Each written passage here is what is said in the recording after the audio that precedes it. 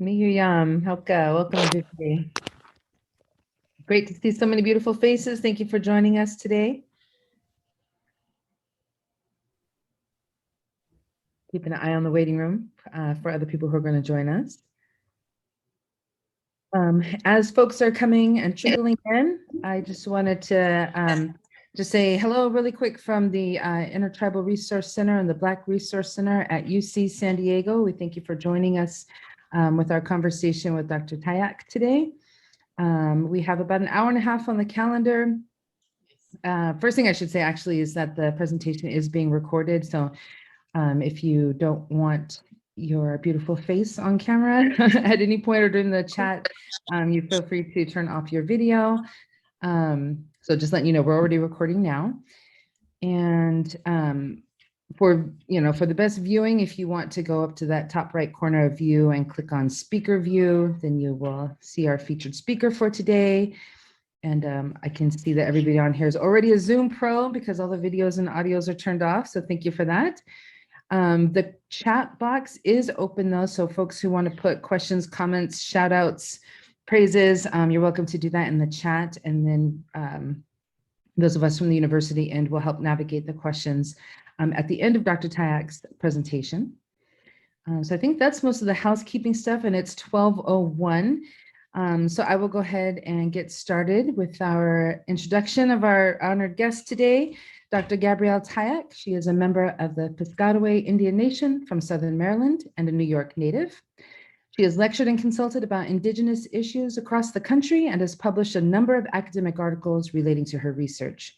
Dr. Tayac has served in staff and advisory capacities for numerous organizations, including Amnesty International, Survival International, National Geographic, the Maryland Commission on Indian Affairs, the Historic St. Mary's Commission, the Accokeek Foundation, the National Park Service, and the Mid-Atlantic Regional Center for the Humanities. She co-founded the League of Indigenous Sovereign Nations, a hemispheric alliance of Native peoples, which led the largest action north of Mexico to mark 500 years of American Indian survival in 1992. Her Indigenous activism thrived during her undergraduate career at Cornell University, where she received a degree in social work and American Indian studies. During this time, she spent a semester in Ecuador studying Native Amazon rights and participated in a peace delegation to El Salvador. After graduation from Cornell, Dr. Tayac was chosen to participate in a fellowship at Amnesty International that allowed her to continue the work she had begun.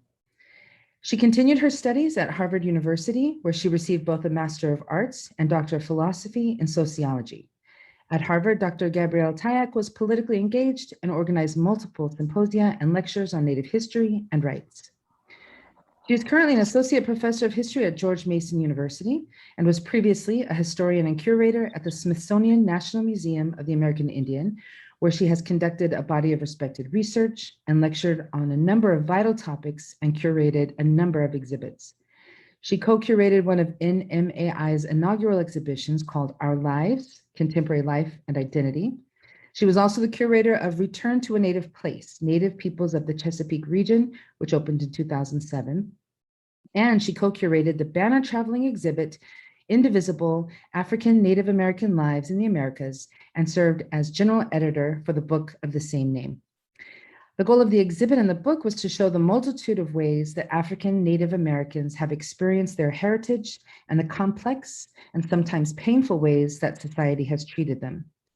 The underlying message is that there are many questions that arise from having a mixed heritage of Native American and African American, and that there are as many questions and possible solutions as there are Indian tribes in this country.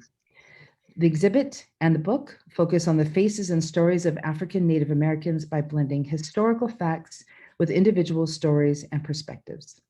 And we are very honored to have Dr. Tayac here with us today to speak more on this topic.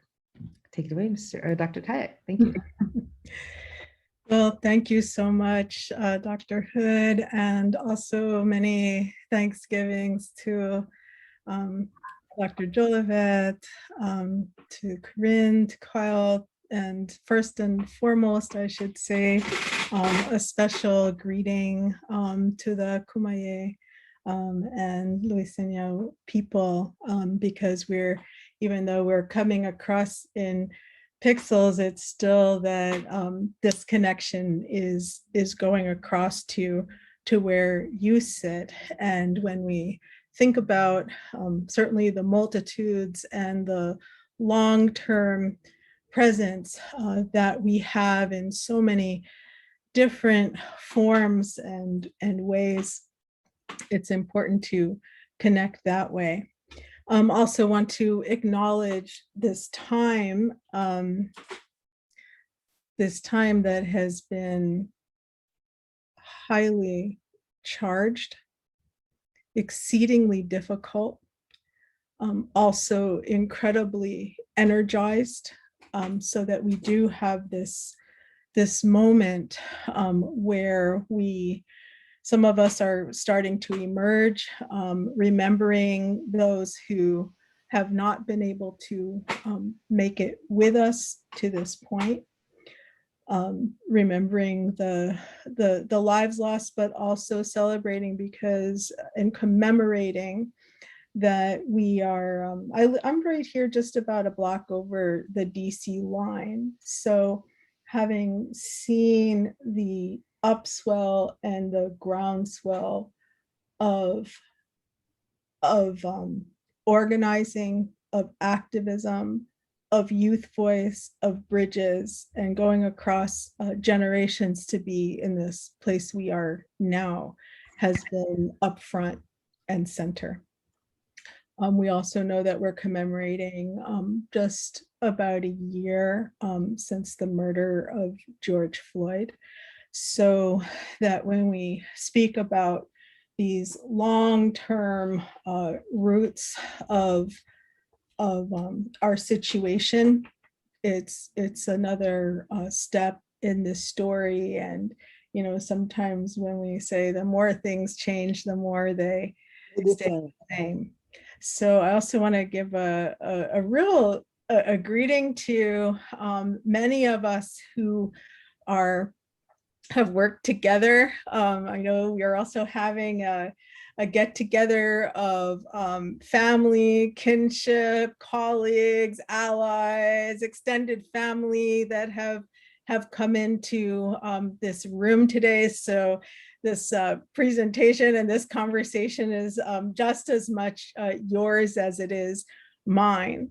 So I would also invite you to think about and put into the chat the lands that you are on, and if you would like to bring together with you to this conversation an ancestor, a guide, you are absolutely invited to say hello in the chat and type in that person that you would like to bring with you today. Because what we learned in this journey, and I want to focus on Indivisible today, about 11 years after this exhibit started moving around, not just the United States, but in a couple of different places in the world. It was done to really bring us together from a sense of what is our relationship rather than what is our division. How do we pull ourselves together? This kind of work, when we talk about Black, Indigenous voices and how many silences we come across, is something that has been not just a professional or academic exercise, or not just a political act, certainly on my part, but has also been one of the most personally difficult and also transformative experiences over this past decade. So it takes a lot to unwind and unravel and then reweave a sense of being. So I wanted to start today as well with just Many of you have probably already seen some of this already. But let me just see here, sorry. Yeah, get my little stack up of stuff here.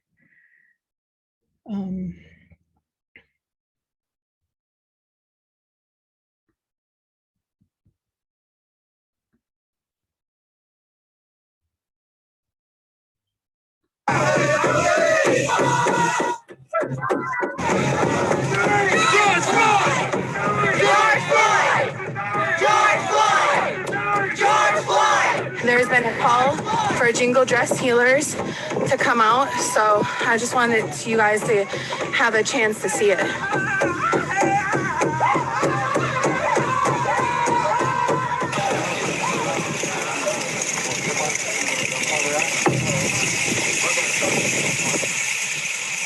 Minneapolis is home to the American Indian movement. We're home to many, many tribes, but in this state we have Dakota, Oyate. I'm Anishinaabe from the Red Lake Nation in northern Minnesota. We're out here fighting against systemic racism that has plagued our communities.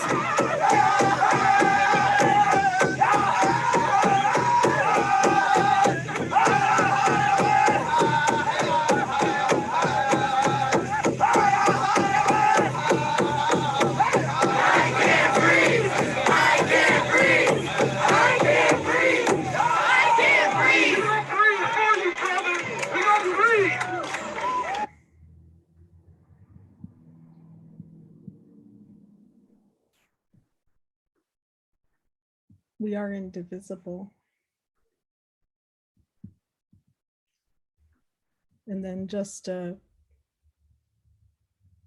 a month ago, the Standing Rock, Cheyenne River, Meskwaki, and Line 3 youth also came to DC in Convergence. I'm South Dakota from Dazicho bands, and I'm 23. We had a rally to represent our people struggling with the pipeline back home to let them know that they signed a treaty with us back in 1868, and we demand that they keep their promise to us fulfilled. What was memorable for me was meeting with the Black Lives Matter crew and the natives there to let them know that we're still together and strong. Don't let these buildings deceive you. Don't let this concrete deceive you. This is Indian territory. Like, you're walking in the footsteps of these ancestors who have confronted this imperial government century after century. I feel so empowered being in your presence. I feel the energy of resilience. Time and time again, even though they claim they don't care about, land, water, the essentials, they are literally murdering us for it. But to see the unity from you all just shows us that we can't afford to be segregated. We are one. And I'm completely honored to be here. None of these presidents are on our side. We the people are the ones to free ourselves. I am so thankful and glad that you guys are standing in solidarity with us. Been fighting this for years and seeing how many people came from our tribes to support us. It's just amazing. Thank you guys so much. One thing that really, really stood out to me from today was when we were handing in the petitions. It started to rain for like 5 seconds. Literally, we were chanting "Water is life." Water is life, baby! And it felt like our ancestors were there and letting us know that they were with us. It was a really empowering moment to know that we have so much support, not only aside from our ancestors, but knowing we have support back home and all over the world.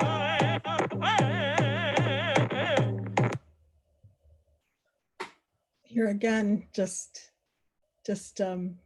some blocks from here, DC, Black Lives Matter, activist youth coming together with frontline youth, both on front lines in so many ways just a month ago.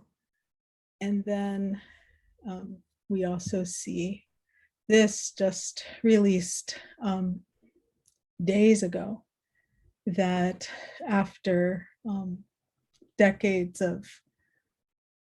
of strife, court battle, bitterness, and also a great deal of love and understanding and dialogue, Cherokee freedmen, the descendants of enslaved people of Cherokee Nation, are restored with their citizenship.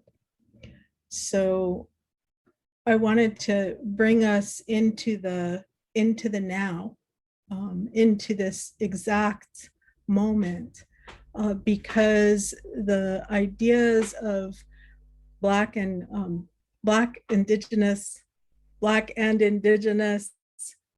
people is an ongoing fundamental formation of this space. We cannot understand what has happened here or what is happening on the land over time without understanding the connections and interconnections between Black people, Indigenous people, Black Indigenous people, Indigenous Black people. Often we're so much put into the interaction of power. We talk about Indian-white relationships, Black-white relationships, conflicts, policies, but there's at least another very large strand here that is here from the very beginning, and that's that third interconnection. I just wanted to say that, you know, for me,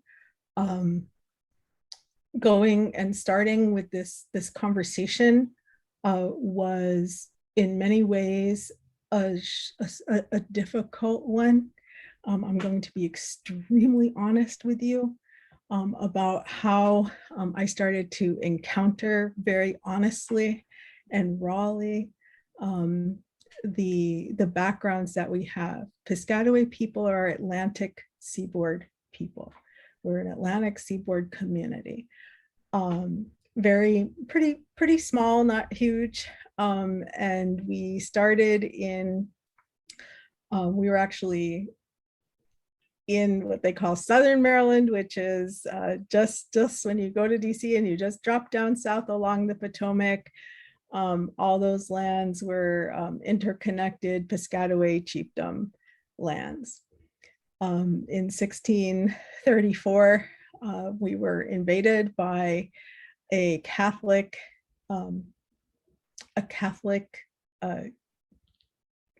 colonial charter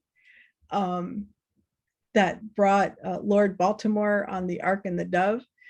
And they were English Catholics, which is somewhat unusual.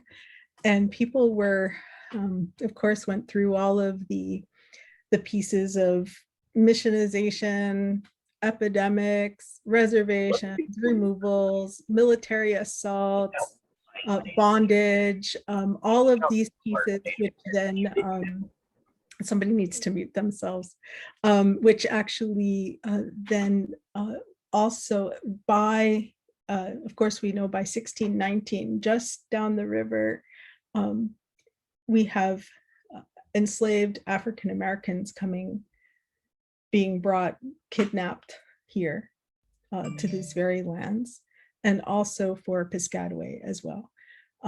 We have the kidnapping and coercive enforced labor arrival for a tobacco economy, which decimates our entire ecosystem, seeks to erase us from the landscape. Most of our people actually went north, but some of our people stayed within the Indian mission areas, Catholic mission areas, a place called St. Thomas Manor. And in this specific location, our family has been there since that time. My great-grandmother is buried at St. Thomas Manor. And we also have African-American people, enslaved people that are in that congregation over time. And what we do know is that our community is formed from a very early 1680s union of women who were white indentured women with enslaved African-American men who were within the vicinity of what was set up as of an Indian reservation, and then start to intermarry. So Piscataway, meaning where the waters blend, brings in everybody who arrives into our space. And what then also happens is that we get locked into almost like an island. Sometimes people call it a triracial isolate. I see Renata is in the house. That's been a term, but also an outcast clan. In 1911, James Mooney, the famous ethnographer, wrote of us that we were Negro mongrels who claimed the name Piscataway. We've been called all kinds of names, and I'm going to say them out loud here. It's hard, I know, for some of our community members who might be here, but always looked at what is our deficiency and what is our strangeness and what is our way of not fitting.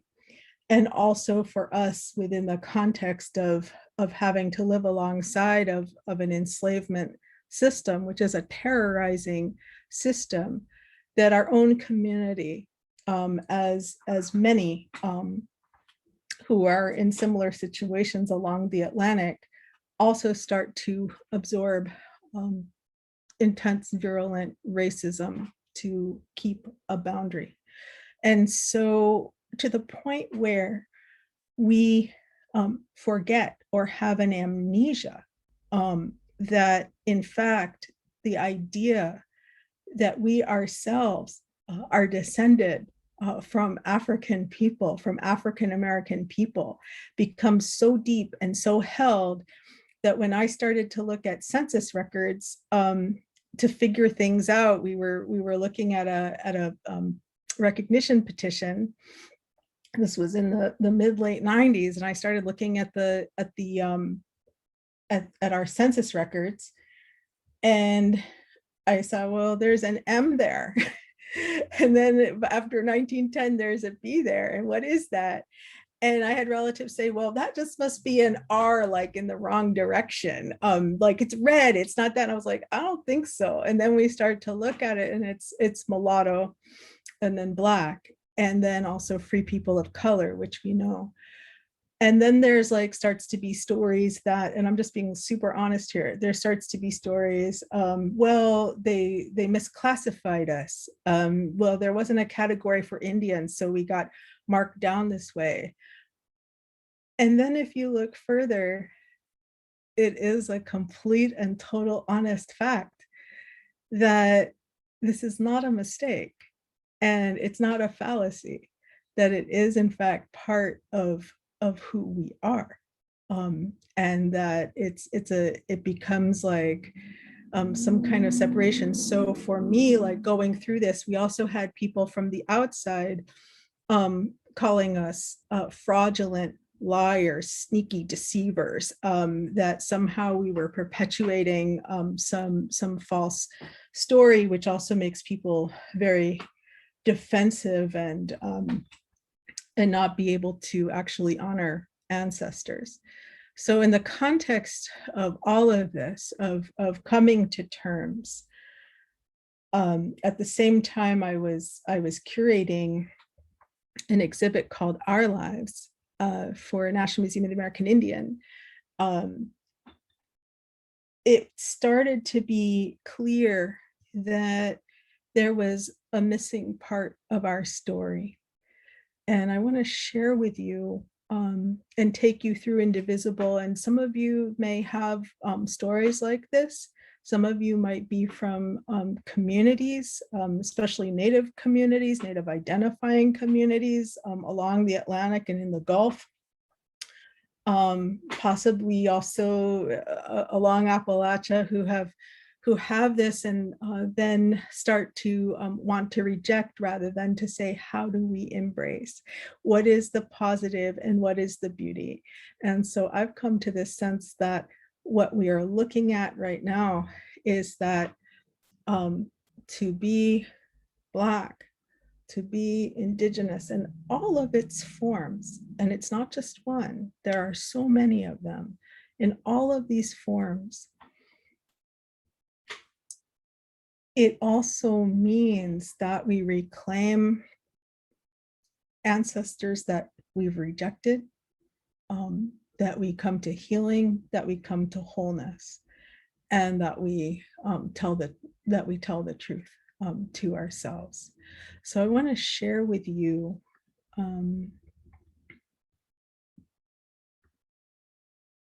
about Indivisible. And it's actually kind of amazing that this exhibit has been going on for so long. Just see here if I can get to, I have like my screen all cluttered up. I started teaching this year. Yeah, here we go. Okay, so when we look at this photograph, you can see people. You see people who certainly appear to be probably most people's most common mind jump when you say American Indian, Native American, the headdress, really, really common. And then you look at these other people, and sometimes when I've had people look at this photograph, say, well, who do you think these people are? The idea is like, oh, well, it must be like people posing with two Native people. That's probably what it is. You know, people are, you know, probably maybe at like a Wild West show or something. But actually this photograph is a family. It's one Comanche family, and they are together, and they are unified, and they exist, and they love each other. And they chose to pose for this photograph. It's an aunt and an uncle, their niece, and her daughters. The Indivisible show actually was a collaboration of National Museum of African American History and Culture, one of its signature projects before it opened, the Smithsonian Institute Travel Exhibition Service, and NMAI, National Museum of the American Indian. This is the team of people. I think we started probably around 2007, I want to say maybe 2006, 2007. Our fearless, wonderful, brash, and incredibly bold, talented leader in this was the man in the center, Fred Nowuksi, Comanche artist and museum curator, project manager, who unexpectedly and tragically died 3 weeks before the exhibit opened, very suddenly. So dedicating this to Fred. We have also originators of this project, which I'll talk about a little bit more. Penny Gamble Williams, who's Chappaquiddick Wampanoag and African American, and she's in the house. Hi, Penny, and her husband, Wayne Thunder Williams. We have Judy Cortez, Lumbee, Angela Gonzalez, is a Hopi sociologist, and she was also my office mate through grad school. So, you know, we all travel through, we're all still traveling through time together. And the extraordinary Rob Collins, who's at San Francisco State. So this was our A team. So the big story being at NMAI, which opened in 2004. And, you know, at first to great excitement and fanfare, and then people saying, well, where's the rest of the story? And I'll show you what, how that happened. So Our Lives was an exhibit, one of the 3 inaugural exhibits that I had the privilege of co-curating with the art historian and artist Jolene Rickard, along with Cynthia Chavez Lamar and Gerald McMaster, and also Anne McMullen. We had put up a wall of faces when you walk into the exhibit of Our Lives about contemporary life and identity. there was a wall of faces. This exhibit was up for about actually 11 years. It was up until about 2000, maybe 2015 or 16. So you see this wall of faces. We just wanted people to be self-expressed, come as you are, be, really be in counter to a Curtis photograph. And we want to see a range of people. And what you can see in this little circle here, I'm usually not the designer or arts person. I'm the researchy kind of social issue person. And then I always collaborate with somebody who's much more visual. So excuse my clunky slides. Here's this beautiful person, Penny Williams, who I've known since I was a child. And there was a woman named Louise who came into the show, and she was looking at it just as a visitor. She was looking at this wall, and she saw Penny's picture. And she was also carrying with her thoughts about the stories and the tribal communities that were presented. And it really became very apparent to say, where am I? Where are we? There's a huge part of the story missing. And that's the story between Black people and Native people, whether blended or side by side, in opposition, in all of our connections. And so really, I think it was Penny's photograph that Louise went to Penny. And then they both contacted me and said, we would like to do something about Black Indians at the museum. And so I sent this message and letter along to Jim Pepper Henry, who's now the director at the First Americans Museum, which is opening up in Oklahoma soon. And he was the director of community services at the time. And he pulled in Fred, and they were like, you know what, we're going to do it. So they started this project, and we started pulling in people. And Fred kept coming down to my office, and he said, I really think you need to work on this. And I was like, oh, I'm too busy. Like, I'm so busy, And what I realized was that my busyness was really more about reacting, saying, and I'm just being super transparent with this, because maybe some people here are also wrestling with this. And this is something that many of our Native communities and families along the Eastern Seaboard who identify primarily as tribal also wrestle with, which is, if I go into this, and we had just gone through this whole thing that was based on federal recognition. Many of the tribes that on the East Coast that were even applying for federal recognition or were trying to put forward their indigeneity were still being very blatantly attacked with the notion of well, you can't really be Indians, that you're frauds and you're deceptive.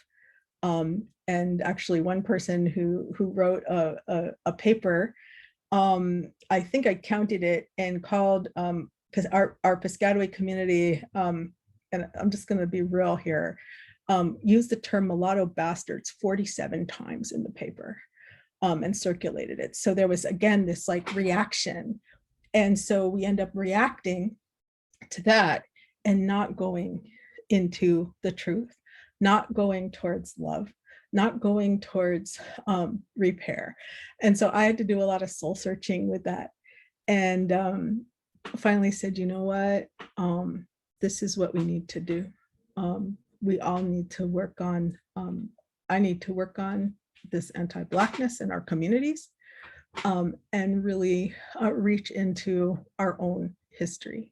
So with that, we definitely pulled together, we were like, we're not doing this alone. This is collective and this is unified work. And so that's when that team came together, and that team is just, that's the curatorial team. And then there was a massive amount of people that got involved, because the kind of work that I do community engaged history, community engaged work and research. And so the idea is that we were going to start with a series of large conversations between individuals who had who identified as having Native ancestry, communities that were blended, like Garifuna, who are people who are Arawak speakers, but are from, they're kind of on this Atlantic area, Guatemala, Honduras, Belize, they come from the Caribbean. So they're really this very blended community. People who also were descended from families that were the mix of Buffalo soldiers who had left and married Native women and had formed families in different places. So we wanted to talk to a range of people, including in all of the different regions of the country. So we thought about this, and this was just what we decided to do, what's called a banner show. Now, a banner show, I don't know if you've ever been to a place that it's just these kiosks. It's just these little kiosks that, you go to a trade show and you just zip up the banner and you hook it up. And that way we thought about this as something that could just travel. It could go to different communities. It could go to different institutions. It could go to different libraries. So 13 pullouts, which took us several years of incredibly generative work, and decided to do this thematically. There were 3 sets that were created, including one in Spanish, and it traveled between 2009 and 2016. It was with Muhammad Ali on his 70th birthday. It went to Malcolm X's family, took it. It went everywhere, Indian Pueblo Cultural Center, all over the place. And then there were other places that it went to, and sometimes people would put it up. They would have it for 3 months, and then they could also create their own parts and pieces to it so that it would be relevant for them. I started to get pictures when it opened of people having their family reunions at this, just having it together. It was really amazing. And also it ended up being an edited volume in a book. So it was beyond what we could have expected. We also vetted it. We would present at places like American Indian Workshop, which is a group of European scholars, NISA, Native American Indigenous Studies Association, different academic associations along the way, and also taking forays and trips into the communities that were being worked with. We also wanted to be very clear that this was self-expression and fundamentally indivisible. Indivisible is about the fundamental human desire for being and belonging. And the term indivisible came from this idea that we kept hearing, that this is an invisible story. This is an invisible story. And so it was Rob Collins who came up also with the idea of naming this indivisible, making the V prominent. And so that's how the exhibit came to be. We ended up doing this thematically because we did the hemispheres, like, how are we going to do this? 13 banners, 500 years, thousands of people, multiple realities over time. So we looked at themes, and this is a way to give people a way to articulate, express, and have a conversation. Policy, lifeways, community, and creative resistance. There was a series of family portraits done that were inspired by the photo that belonged to a Comanche elder named Sam Divini. By the way, he had this photograph in a drawer. And when Fred went to go talk to him, he pulled it out. So that was just an individual family photograph.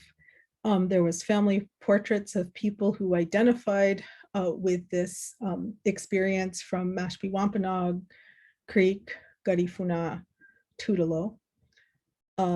Fred would go to the community. We had community liaisons for the community-based people, and then we also looked at individual historic stories and posed questions. For those of you, by the way, who are really interested in public history, I want to say this idea about it's always good to think about like really fundamental things, right? Because even though it's a large experience to have some kind of blend of African American and Native American, or even communities that maybe were side by side, or sometimes again, like in conflict, we covered all of it. But that's a very specific experience. So we were also looking at how do we have anyone who sees this start to think about themselves. A basic idea about exhibits and museum work is that you have to make an emotional connection to the viewer. You have to do it and make it meaningful. And so starting to pose these questions and look at, you know, who are we and who decides? And so we looked at individuals that came out of families that were blended, like Radmilla Cody, who introduces herself in the traditional Diné introductory way, and was also the 46th Miss Navajo Nation. We looked at people who spoke about heritage, right? There's a lot of people who have heritage stories, Jimi Hendrix being one of them. Out of this, actually his sister donated his coat, one of his jackets. Like you could also see like how skinny he was, just like it's patchwork of jackets between the Hendrix family. So they engaged with the exhibit. And I just love this quote: "When the power of love overcomes the love of power, the world will know peace." We looked at hidden histories, and these are just a couple examples. Crispus Adams, who was known as the first martyr of the American Revolution. He's generally noted as an African-American man, a Black man, which he was, but his mother was a Natick Indian. And so Adams means deer in the Natick dialect. So bringing back to say, like, we don't have to compete. Looking at how, you know, what was the formation of how this came to be, the idea about racial diagnostics and people who wanted to quantify people, rank them in terms of social Darwinism, the great chain of being, like, for example, Charles White, who talked about the various degrees of intelligence and how people were suited to their station, really going into the fundamental backgrounds of the idea of, like, how is it that you become stolen people on stolen land, or as my colleague Angela Gonzalez talks about, the issues of oppression for Native people having to do with the fact that you own or stored land, or what was considered property, and the access to African-American people is that they were considered property. And so these are really basic ideas. We did want to take on slavery in all of its forms, looking at, for example, the WPA interviews of enslaved people. Spence Johnson, who clearly relates himself as having Native ancestry. We found the 1731 Louisiana census, where there were people listed as both Black slaves and Indian slaves. We know that after King Philip's War in New England, that his family was sent to the West Indies and enslaved as punishment. And at the time, we were going through the freedmen debate.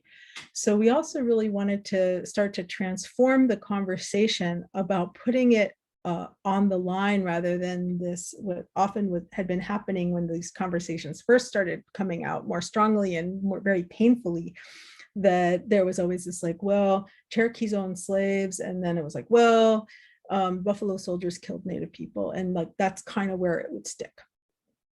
And so we were looking at, let's start to bring in all just these accounts so that you could see the different viewpoints. We were looking at racist legacies. Some of you might have heard of Loving versus Virginia, which was a 1967 Supreme Court case, which ended up overturning anti-miscegenation laws, or meaning, I hate that word miscegenation. It sounds so, it just means the intermarriage between races. And so we find actually that Mildred Loving, the Platon with her husband, Mildred Loving, in her first letters looking for an attorney, introduces herself as Indian and Black. And her name is Mildred Fortune Loving, which is a Rappahannock. So the overturning of these laws also very much were interrelated to this legacy. We wanted to look at kinship. This picture of Kitty Cloud, Ute and John Taylor, who had been a Buffalo soldier. Phil Wilkes Fixico, who just talked about the ideas that with Seminoles, that promising to live their lives in a manner that gives honor to the memory of the people. And then for those of you who are familiar with Akwesasne or Mohawk surnames, Cook is a very common one. And that family is a descendant of Colonel Louis Cook, who was Abenaki and Black, and then became incorporated into Mohawk society.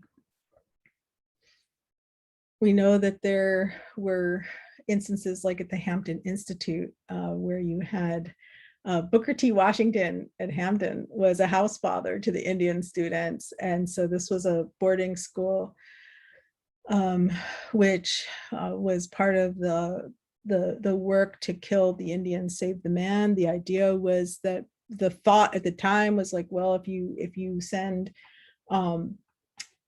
Native children somewhere, you should do it. They'll have less animosity towards Black people than to white people.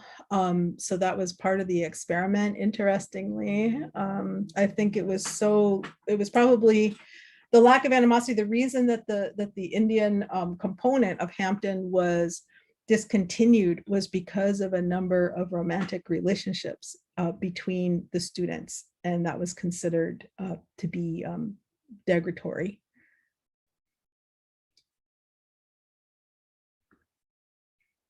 And erased contributions. One example being, for example, in this image, you can see the top. This is a Mexican image of Kickapoo people at the top. If you kind of look closely, you'll see that there is clearly a Black translator who's a Kickapoo speaker. That's the Mexican image. At the bottom of the same instance, there is no Black person. So that historic figure is erased. And looking at people coming back together, you know that there's incredible diaspora, people who've been lost, disenrolled, erased off censuses. We know that once, for example, in Maryland, once the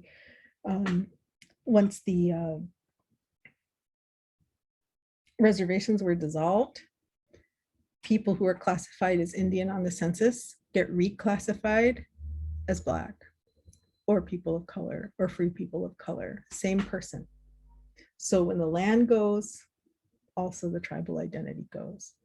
So we see this with people like at Tutelo, Chappaquiddick Island, people trying to find their ancestors, resistance together. Over time, John Horse, who was a Seminole fighter, resistor, the great Henry Berry Lowry, the Lumbee resistor. And then we have people in cases like there was a slave revolt in New York City in 1708 with two servants, Indian Sam and a woman who was called the Negro Fiend, who killed the family that had enslaved them, and then were executed for it together. And then we come a little closer into time with Red Power and Black Power and grassroots activism and the Poor People's Campaign. So looking at civil rights and sovereign rights. This is a really iconic photo by David Amram. So you can see, Muhammad Ali, Buffy Sainte-Marie, Floyd Westerman, Stevie Wonder, Marlon Brando. I mean, it's like everybody's in that picture. So we know that people are going side by side for a long, long time, sharing culture. How is it that we look at the ideas that coming from both powers, it not being something that takes away, but brings together. And this man named Island Smith, who's an Afro Creek herb doctor, talked about crossblood meaning extra knowledge, like how you can take his cane and blow it and do it twice, like have twice as much power, twice as much talent. And how could we not look at it this way? So thinking about celebration, the deliciousness of gumbo, of course, as Dr. Jolivet often posts of his cooking, amazing. So we have this incredible mix. And how is it that we can acknowledge division, that we heal those divisions, that we reclaim ancestors either through biology or culture, social relationships, kinship relationships, rather than looking at it as a division, looking at it as a competition, looking at it as something that takes something away from us. Because when we look at it that way, that is the upholding of white supremacy. So with that, I just, I'm going to close this and open up, I think, for questions of where, again, where this is evolving, and the continuing conversations that we need to have, especially because what we're also seeing is that it's not only the families that are coming together. Some of them are from really, really old base communities, right? Like what we see in Louisiana, Maryland, in the Yungas provinces of Bolivia, Garifuna. We see it, in a way, the US, by denying the interconnections, is very unusual and marginal in understanding this. So, as we see, like posts, some of us have like these frames on Facebook, Indigenous sovereignty and Black liberation, Indigenous people for Black lives. And at the same time, you also have senses of ethno-nationalism and clamping down. So where does that sit? And it's just an ongoing, it's an ongoing story and an ongoing experience. So with that, I'm going to kind of close this up and also see if there's, I guess we can go into kind of questions or conversations. People are talking about wanting to do this like another incarnation of this. A lot of it actually has been infused now more regularly into the conversation, certainly at Smithsonian and other places. So this was just one of the many points. And here we are 10 years later and still can frame these conversations and experiences this way. So with that, people know like Tayac's like talk a lot. So especially like when we're like here, like talking to ourselves on screen, right? Like as we all do on Zoom. So I want to go ahead and go ahead, open up and open up for questions, I guess, however you want to mediate that. Thank you for listening and being here. Thank you so much, Dr. Tayac. I just added a comment in our chat that folks, I mean, I don't know about you, but we like to keep things pretty, not informal, but friendly. You know, we're all friends here. So if folks wanted to just unmute themselves and ask a question, I think we'd be okay to do that, but you can also add it to the chat, and our crew from UCSD will help moderate the chat to catch any questions there. So letting you know, we've got those two options available. Gabby, this is Shan Holt. I really enjoyed your talk. Thank you so much. I love the book. I read it years ago when the exhibit first came out, and it's wonderful to see that it still has such a long and continuing life. I wanted to pose a question to you that's a little bit awkward, but in the spirit of your own transparency. In the discussion since the murder of George Floyd, and so many of our institutions and folks in different kinds of ways and projects are trying to talk about people of color and bringing those histories and doing some repair work, some outreach, whatever. And this term BIPOC, BIPOC, is becoming kind of a term of art in these conversations. And I find it gets the hairs on the back of my neck to stand up. That it seems to me to be, while it's both acknowledging a complex community of people of color, it seems to me also very reductive and making invisible, again, some of the density and complexity that the exhibit and that the book struggle to bring forward. So I wanted to just put that out to you for a reaction. Do you think that is happening? How do you feel about that term? Is it a good guide for those of us who don't come from those communities but want to function as allies intellectually and politically?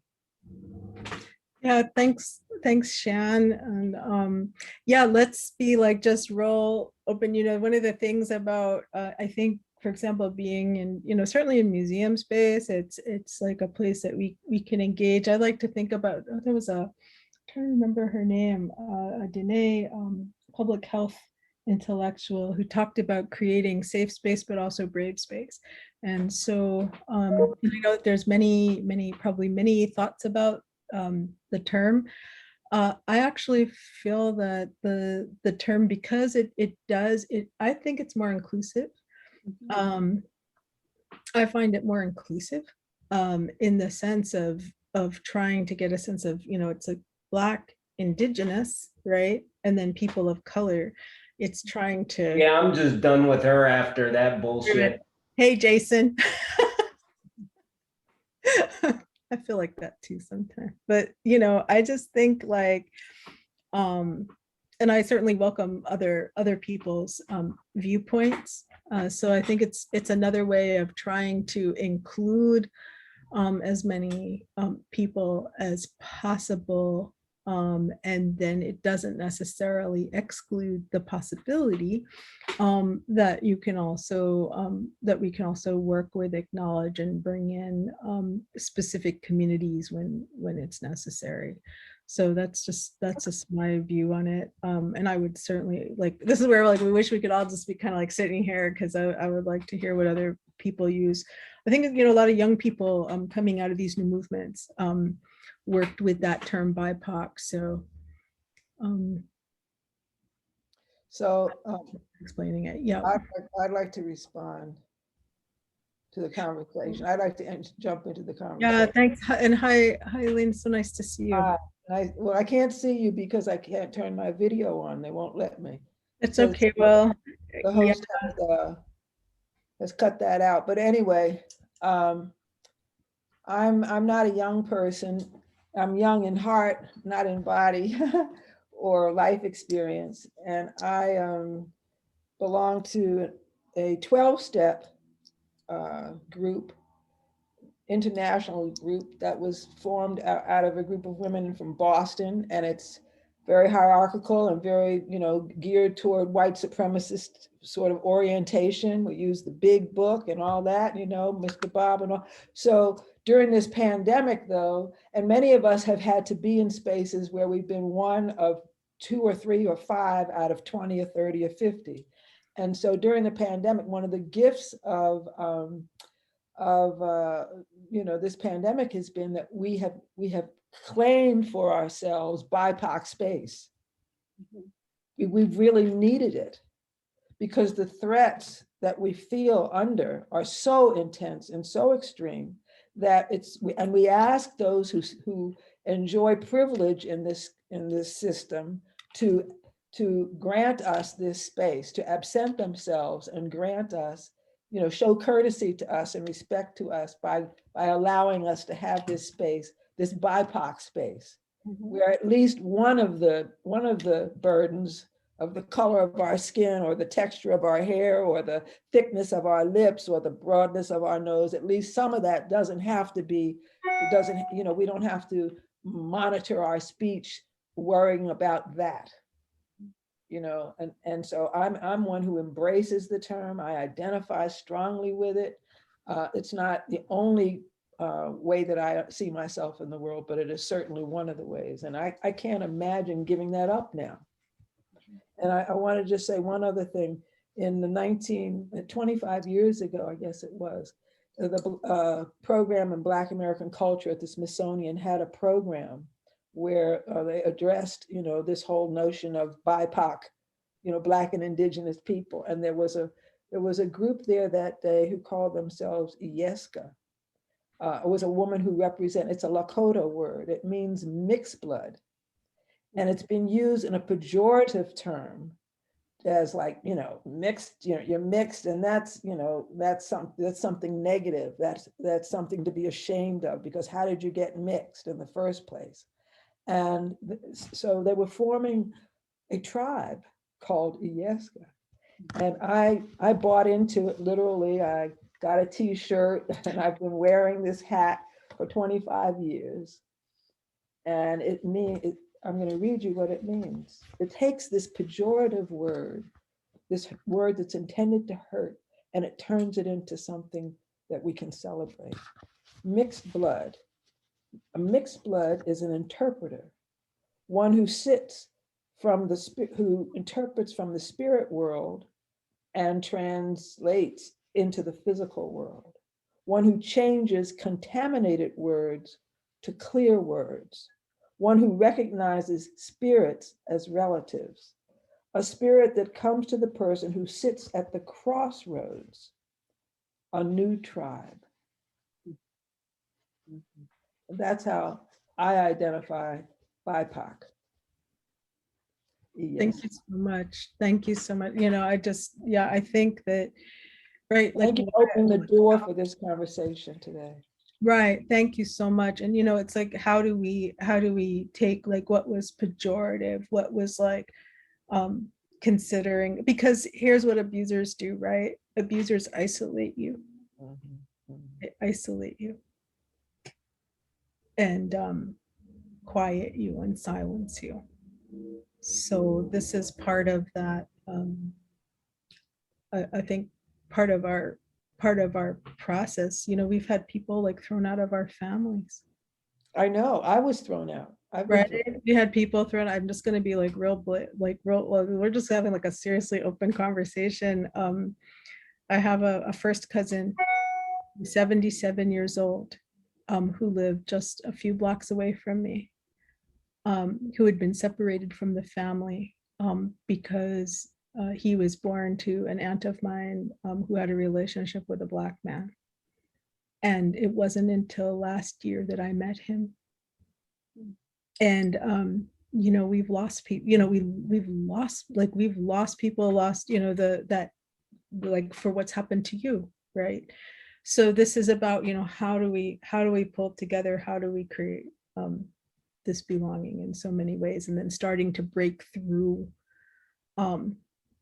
it's like this horrible wall of pain, Yes, So- but I thank you so much for having this conversation today, because when I first saw everyone, my heart was full, and I felt all these tears coming forward, just to have a space where we can talk about this and be all of who we are, that we bring it as a gift.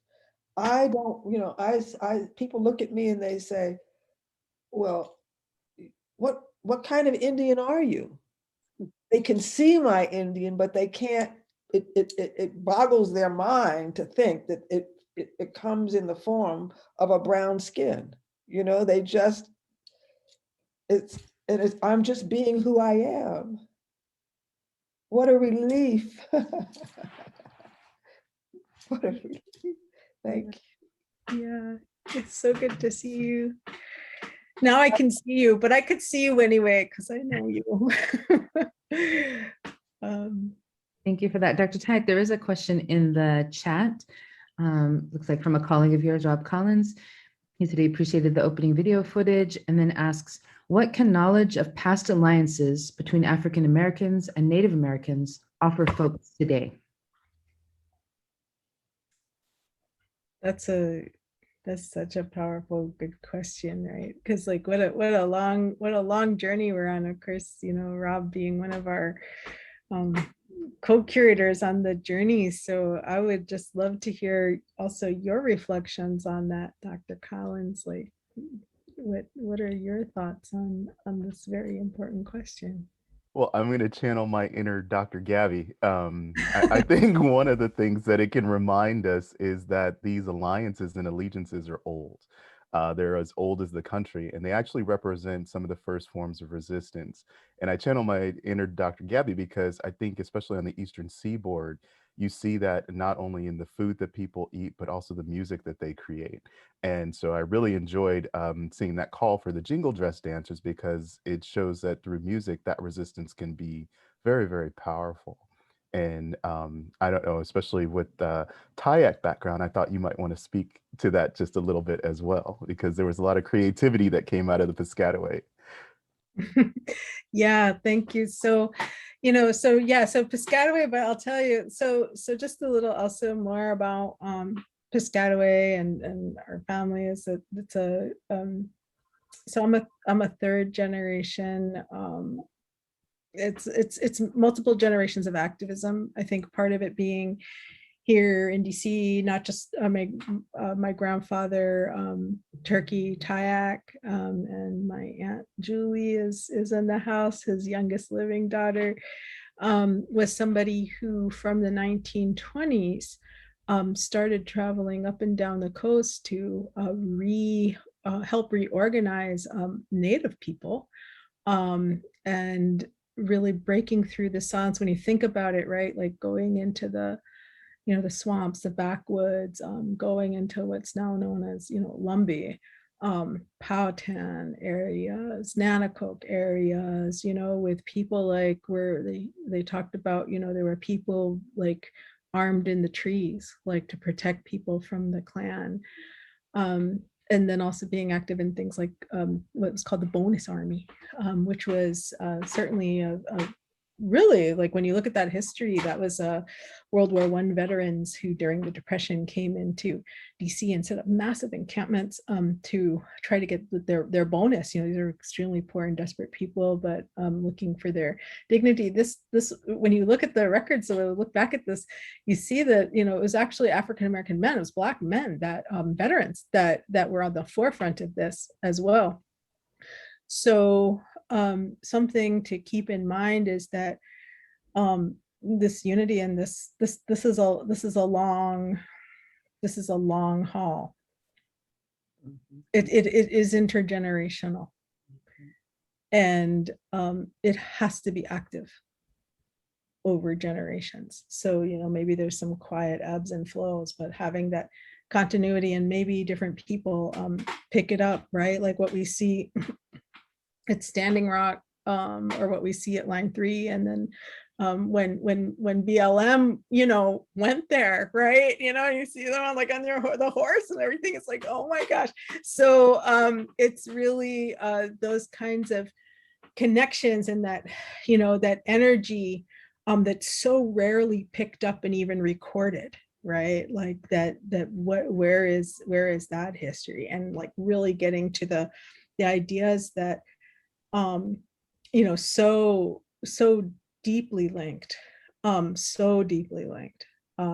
and when you also look at it, like what happens when those powers come, like Island Smith talks about, but when you think about it in terms of action, like what happens when those powers come together is so enormously powerful and effective. No wonder it's an interest to keep us divided, right? So I think, what I've seen, now that like we're getting old, older, I'm 53, right? My older son's 26. And my kids, and yet seeing younger people really involved in these movements now, right? Like going out to Standing Rock and on the lines, and my son got arrested in what they call the Swan Street siege. So he's a plaintiff in the ACLU case when they kettled them, and in DC during the BLM, and that sometimes they, not know that this has happened on this landscape before. I think you kind of saw me talking to the youth that came in on the buses, and that wasn't just like to be rah-rah, but it's also to say, you're not alone in this. You can also draw from elders. That's something that's really powerful about, I think, the movements that are happening now, is like they're not isolated, just a young generation trying to figure out what to do. It's like there's movement elders who can help, who are there to support, that you don't have to like mess it up exactly the same way twice, like, or maybe you could do, sometimes you just have to do stuff because you just have to like figure it out on your own. But, but I think that that's kind of a difference, is that there's a legacy there now. I mean, you're talking like from Alcatraz to now, there is, that's like, we have a grandchildren's generation now, and that I think is getting us to where we are. I would certainly welcome people's viewpoints on that as well, but it's extraordinarily powerful, right? For those people who are in academia, and me going in, like seeing younger people, hearing what they have to say, it's extraordinarily powerful. And it's created it creates real change too. But you can't like let it slip for like 1 second. Like you can't let it, right? Like you can't let it stop for like 1 sec or anything. So that's for sure. Thank you. Thank you so much. I see Aaliyah Jones has her hand raised. Yeah, hi everybody. Hey Gabby, glad to be here. This was great. It was cool to go back and think about the exhibit after all these years. I just had a quick question. So I guess really powerful to have this space, like to talk and discuss, as Bond mentioned.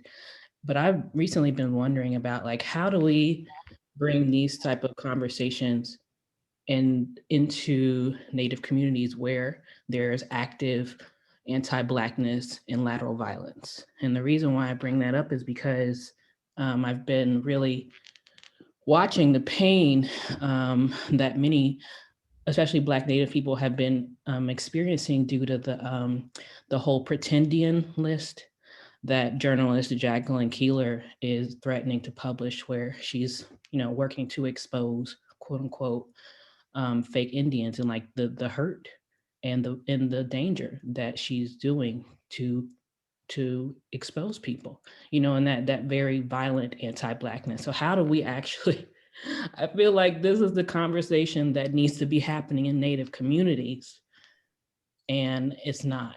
And our relatives are suffering who are in these communities from all this pain and violence. Well, first I want to say, just welcome your voice. I want to say that Aaliyah Jones was one of our was an important research assistant on Indivisible, and just to see the directions that you've come in, and also the incredible honesty. I think it's a question again of looking at, you know, how do we look at the, hey, how do we look at the relationship? You know, what's the relationality? What's the togetherness? What's the kinship? I can just also like just speak for myself, like when I was mentioning you know, this kind of paper that was circulating on Piscataway, you know, it wasn't the first time things like that had happened, but it was circulating out of control, and I felt like very much alone, right? Like, so that's part of the thing, is like feeling very much alone. And we're not, you know, so that's a real piece. And like, how do we also balance the issues between reaction, which then keeps you from the growth, right? Like if you're always in defense mode, how do we then grow and develop and become fully like self-express people? And sometimes that's, I think like having if there could be some kind of right engaged talking circles, because yes, of course there are issues with, you know, hobbyists and all, you know, we all get it, like we all get it, like we all know this, but what about people who, you know, what's our right to be and what's our right to exist and be full living people? I would absolutely welcome other thoughts on that. I know Jason Corwin is in the house. You know, you've had some thoughts on these issues. I don't know if you're back in or not, thinking about responding.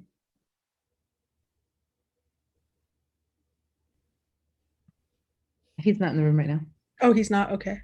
So yeah, because he's thought about his Seneca. You know, part of me, and I know there's like a whole range of thoughts on this, right? Part of me like wants to just like get on and react and like go back and say, well, here's all the records and let's all do this. But you know what? It's like, we submitted that. It's like, that's there. Like, that's all been, you know, certainly Piscataway and other people, like, it's there, we've submitted, like, you know, we're always under scrutiny. So at what point can we put that in one space and be able to develop? It's also, you know, it's not surprising, right? Like whenever there's extreme situations in the world, you have extreme reactionary ethno-nationalism, right? That comes up. I mean, we know this by looking at world systems, and it's, you know, it's unfortunately like a common reaction. You know, I mean, we saw it at the insurrection, QAnon. At the risk of talking too much, my apologies to all of you, but I have a thought and I'd like to share it. I think racism is a spiritual problem, a problem that whites have with their own darkness that they project onto us, people of color. And it requires a spiritual solution ultimately. We cannot legislate or program hatred out of people's hearts.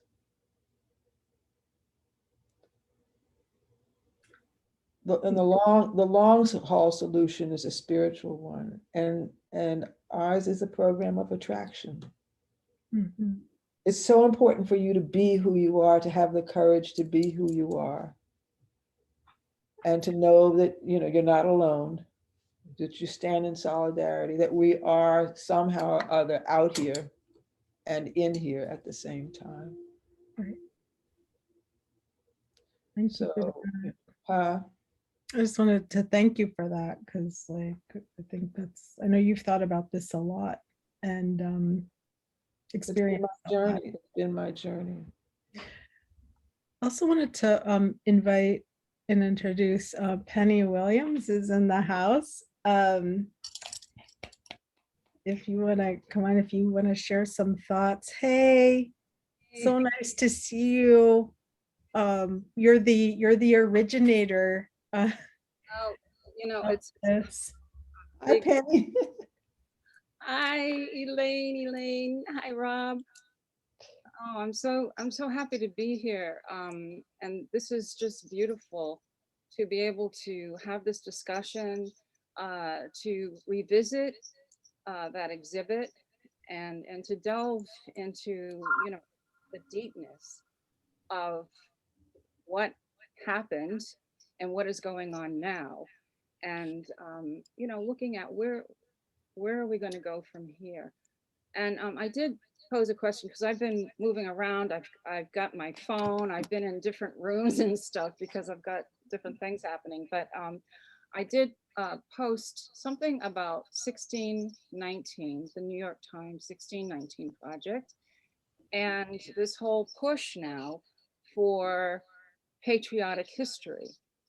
And I've listened to a couple of forums, and I'm seeing that they're leaving out Native, anything Indigenous. And, you know, there's this separation, just like what, you know, what you talked about early. And I'm just trying to figure out, you know, how do we bridge that gap? Because it's kind of preposterous, you know, to want to eliminate slavery, or to kind of brush it off, or to, you know, change history. And I don't know, I just need some clarity, and want to know how you feel about it and how other people feel about what's going on right now. Rob? Well, you caught me at a time when I'm actually writing a paper about that. I'd raise 2 points. One, encouraging people to tell their family stories as part of that patriotism. I think what gets left out in these conversations is the importance of Native patriotism, the contributions that folks made, and especially when you think about World War I and World War II, World War I, Battle of the Argonne, Native and African Americans fought together. And so that wasn't recognized, especially by the United States, until about 1988. And that was because people like the Choctaw Code Talkers were declassified and could talk about it. So having a sense of that kind of contribution to patriotism creates a counter narrative. And that's what I kind of put to you in the private chat. You create a counter narrative. It becomes really hard to make the narrative that's out there fixed. The other part, and that's something I think is really important, is just to keep talking about families that were impacted by these historic events and this patriotism. Patriotism works both ways. It's not always just a colonizer's purview. It also is those who've been colonized, who are oftentimes the majority fighting on the front lines.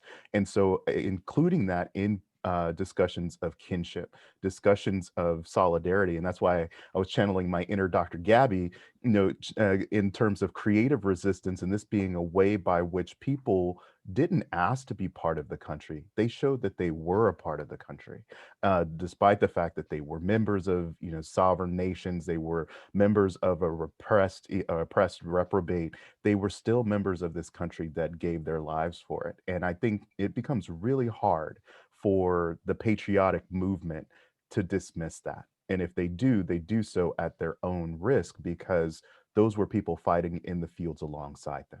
So if you choose to ignore who helped you win a war, that speaks a lot to your character. And I won't channel my inner Dr. Martin Luther King, but there's something about content of character that we have to remember in all of that discourse that you brought up. So I really like that question, and I think folks should run with it.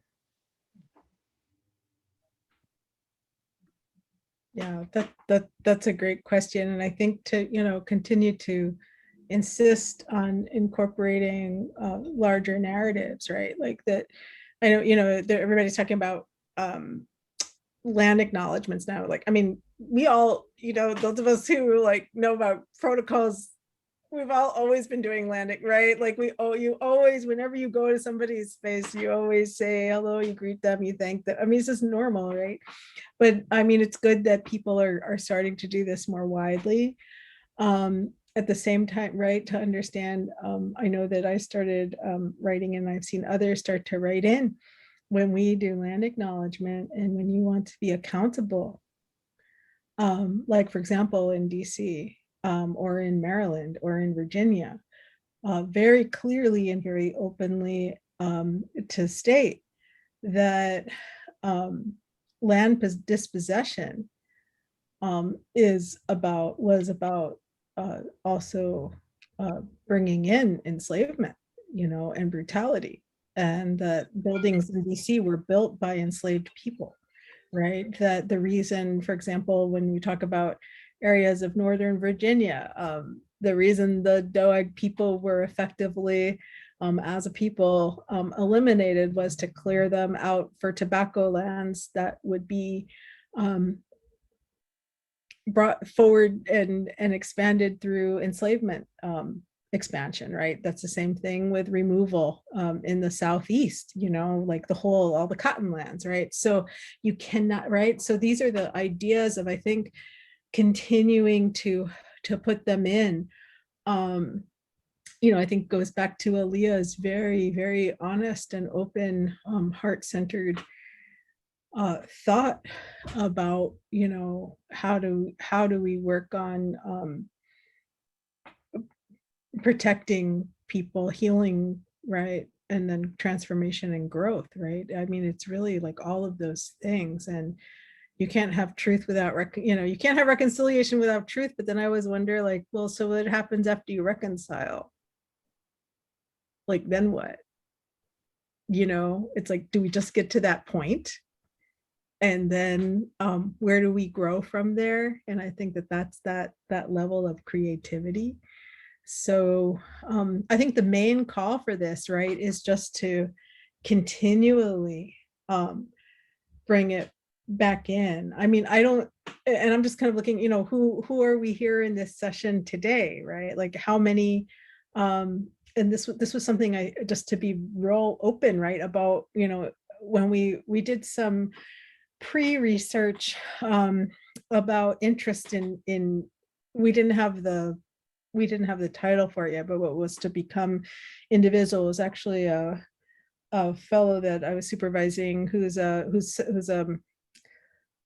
from Northern India. She was the Washington Post correspondent for Delhi, and then she ended up working with us, Rama Lakshmi. And so she took on her little journalistic, I hate to use I'm going to stop using diminutive language. It wasn't little, it was like big, like competent, like wonderful. I'm working on other things really looking at her capability, where she started to pull at the time, right, different listservs, chat rooms, because that's where, it seems so long ago,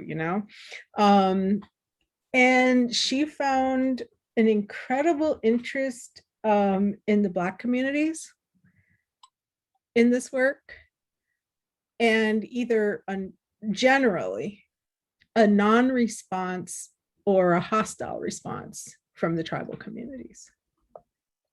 And so it's like, okay, like this is part of this conversation. It would be really interesting to see 10, 11 years later,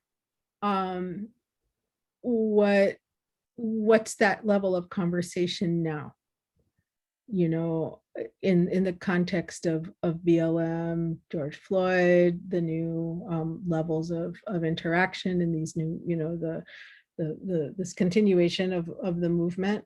It'd be really interesting to see that. So yeah, I think it would be amazing, kind of circling, like looping back into Aaliyah's conversation, to see about having talking circles and conversations in communities, creating those spaces again, and not just about solidarity. It's like you can be really solidarious politically and still hold and practice incredible, deep, painful, and malicious anti-Black racism.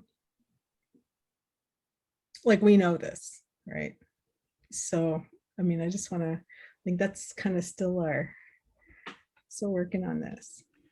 And I think that gets back to the question about how do we help others who have that malicious feeling.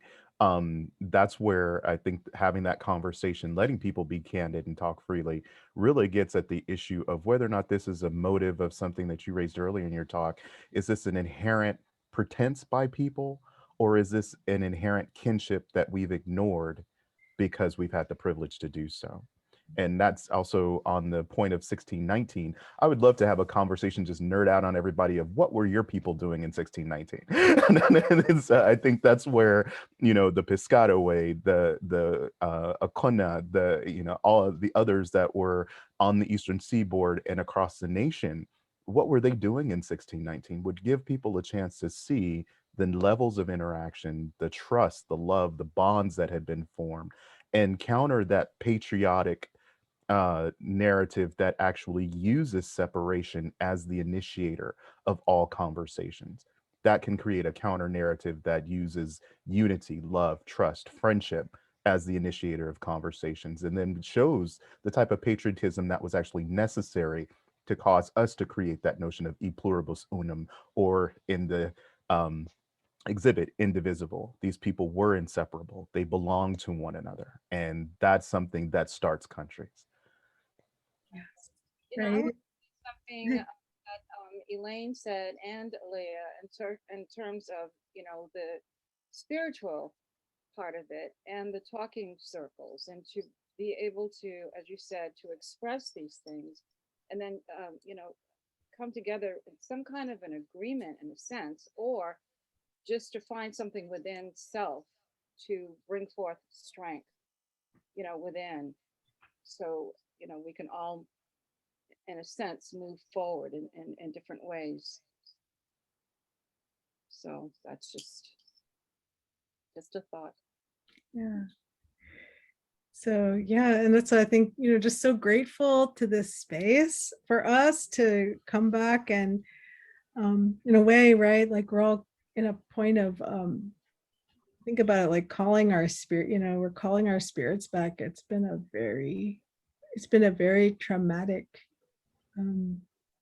year plus, right, on top of all the other things that everybody has to carry all the time. It was very, you know, again, very raw and very lonely. So the idea that we're, you know, together, I just really want to thank you to Corinne, to Kyle, to Lina, to Andrew, you know, for giving us this time that we can process and be real with each other, because that I think we just need to be able to do this, and you know, even with Zoom and with all the little screens and boxes and names and initials, it really created a wonderful container for us. Hi Lucy. Yay.